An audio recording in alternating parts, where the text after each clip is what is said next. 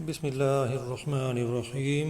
نبوت کے دعوے داروں میں عورت کا بھی نام آتا ہے۔ اس کا نام سجاہ بنت حارث تھا۔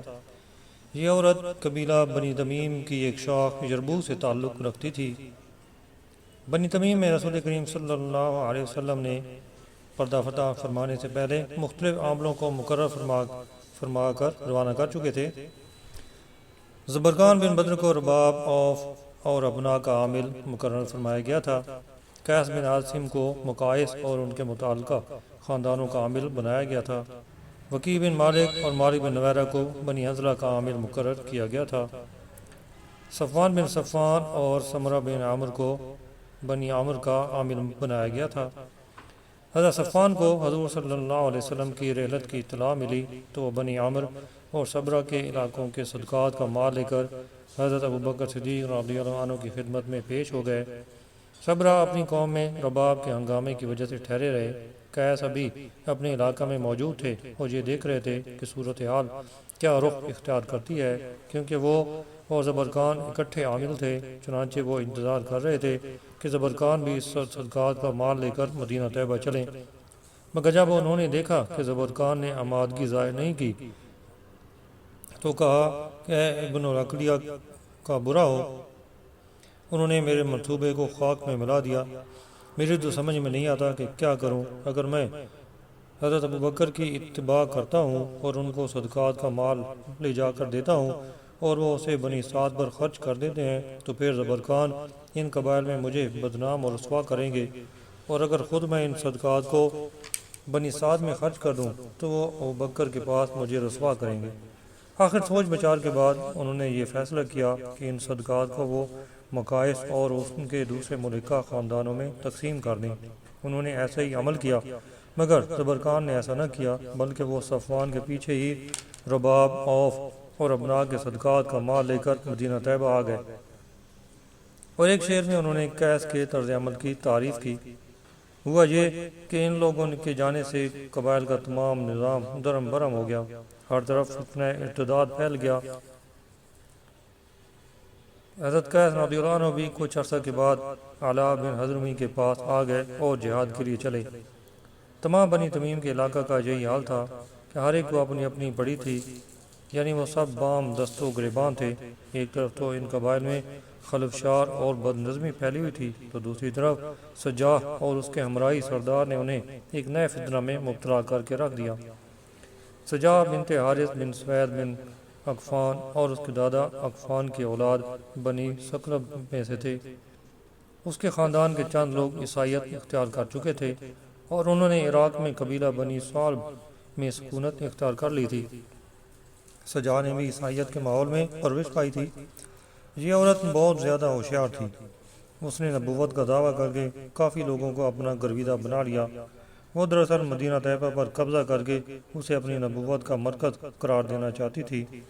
بنی تمیم میں پہنچ کر اس نے اپنے قبیلہ بنی یربوع کو بھی اپنے ساتھ ملانا ضروری خیال کیا۔ حذیل نامی سردار بھی عیسائیت ترک کر کے اس کے ساتھ مل گیا۔ ایک روایت یہ بھی ہے کہ بنی یربوع کا سردار مالک بن نویرہ تھا، جس نے اس کا ساتھ دینا پسند کیا۔ دوسری روایت یہ ہے کہ جب یہ عورت حزن کے علاقے میں پہنچی تو اس نے اپنا قاصد مالک بن نویرہ کے پاس بھیجا اور اس کو صلح کی پیشکش کی۔ اس پیشکش کو اس نے قبول کر لیا۔ مالک بن نویرہ نے اس کو بنی تمیم کے قبائل سے جنگ کرنے پر آمادہ کیا، اور اس نے مالک بن نویرہ ہی کو ذمہ داری سونپی اور کہا کہ یہ کام تم ہی کر سکتے ہو، اگر حکومت حاصل ہو گئی تو یہ تمہاری ہی ہوگی۔ چنانچہ اس کے بعد اس نے بنی مالک بنی حنظلہ سے خط و کتابت شروع کی اور ان کو مصالحت اور حمایت پر آمادہ کرنے کی کوشش کی۔ اس طرح اس نے دیگر قبائل کو بھی دوستی کی پیشکش کی، مگر سوائے وکیع کے کوئی اور آمادہ نہ ہوا۔ چنانچہ اب وکیع، مالک اور سجاہ کا اتحاد قائم ہو گیا۔ انہوں نے اتفاق رائے سے ان قبائل کے ساتھ جنگ کرنے کی ٹھانی۔ اب طے یہ ہوا کہ خزم، بہدہ، اوف، رباب اور ابنا کے قبائل میں سے کسی قبیلہ کے ساتھ جنگ کی ابتدا کی جائے۔ قیس کو انہوں نے ابھی تک چھوڑ رکھا تھا، کیونکہ انہیں امید تھی کہ وہ ان کے ساتھ ضرور مل جائیں گے۔ اس موقع پر سجاہ نے الہامی انداز میں یہ فکر بھی ادا کیے: سواریاں تیار رکھو، غارت گری کے لیے تیار ہو جاؤ، پھر رباب پر غارت گری کر دو، کیونکہ ان کے سامنے کوئی رکاوٹ نہیں ہے۔ یہ انداز تو اس نے ایک عرصہ سے اپنا رکھا تھا، روایات سے معلوم ہوتا ہے کہ یہ ایک خوبصورت ترین کائنہ تھی۔ لوگ اس کی پیشگوئیوں پر کافی حد تک یقین رکھتے تھے اور اس کے اپنے قبیلے کے علاوہ دیگر قبائل کے لوگ بھی اس کے پاس آیا کرتے تھے۔ اس کی بتائی ہوئی باتیں کافی حد تک درست ہوا کرتی تھیں۔ دوسری بات یہ بھی تھی کہ وہ باتیں بنانے کا فن جانتی تھی۔ اس کے آگے کوئی بھی نہیں بول سکتا تھا۔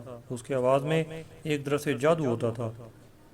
یوں تو اس نے نبی کریم صلی اللہ علیہ وسلم کی حیات مقدسہ میں ہی اپنے منصوبے پر عمل درآمد کا فیصلہ کر لیا تھا، مگر اس کی حوصلہ افزائی اس وقت ہوئی جب اسے نبی کریم صلی اللہ علیہ وسلم کی رحلت کی اطلاع ملی۔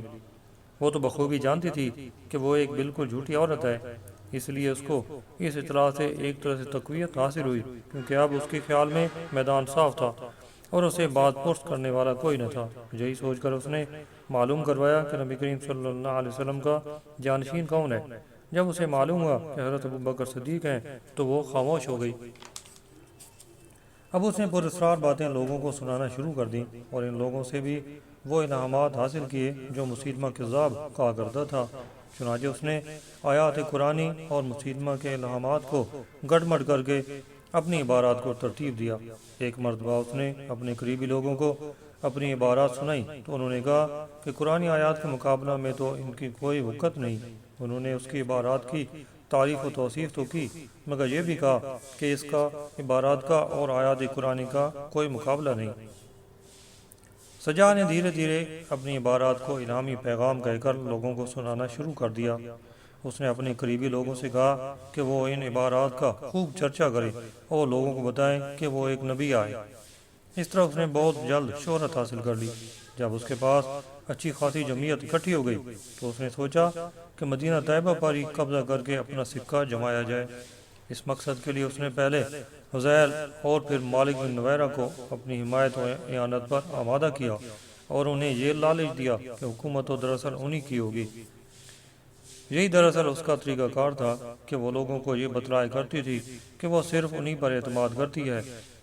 اس نے تمیم قبیلہ کے چند بڑے آدمیوں کو یہ ذمہ داری سونپی تھی کہ وہ اس کے الہامات کو لوگوں میں عام کرے، مگر یہ صورتحال عام لوگوں کے لیے خوشگوار نہ تھی، کیونکہ عام طور پر یہی بات مشہور تھی کہ انبیاء کرام اپنے ادیان کی تبلیغ کا آغاز غریب اور نادار قسم کے لوگوں سے کیا کرتے ہیں۔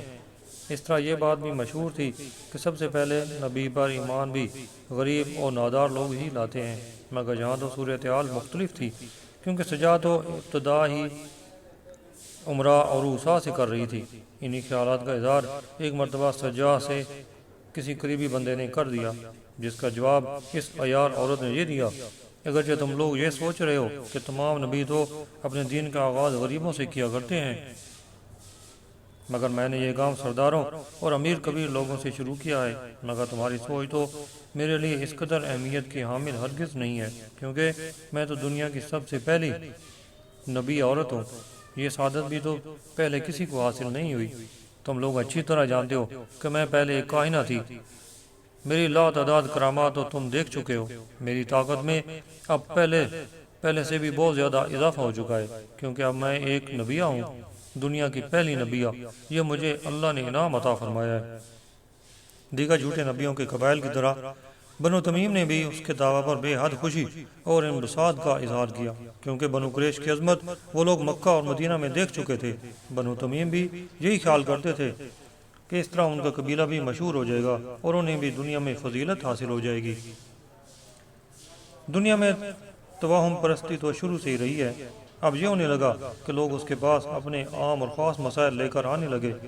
کچھ لوگوں کا خیال یہ تھا کہ اس طرح سجاہ کو آزمایا جائے، مگر کچھ لوگ تو اندھے اعتقاد کی وجہ سے آتے تھے۔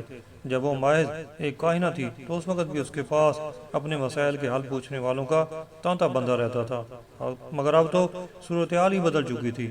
اب وہ ایک کائنہ نہیں بلکہ نبیہ تھی، اور بقول اس کے اس کی روحانی قوت میں اب زبردست اضافہ ہو چکا تھا۔